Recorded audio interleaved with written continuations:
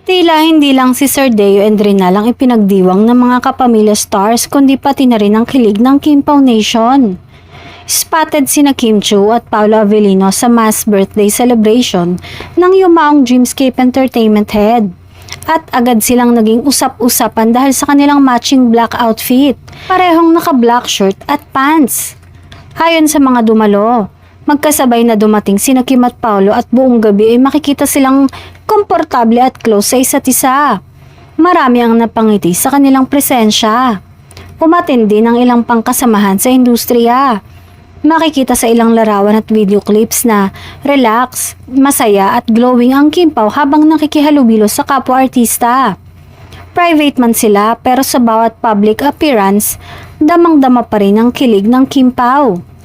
Tikom man ang bibig ng mga umiintriga na hindi magkasama ang dalawa at may ibang lakad umano ang aktor na si Paolo Avellino. Maaalalang inulan ng batikos ito matapos na hindi makita sa after party ng The Alibay.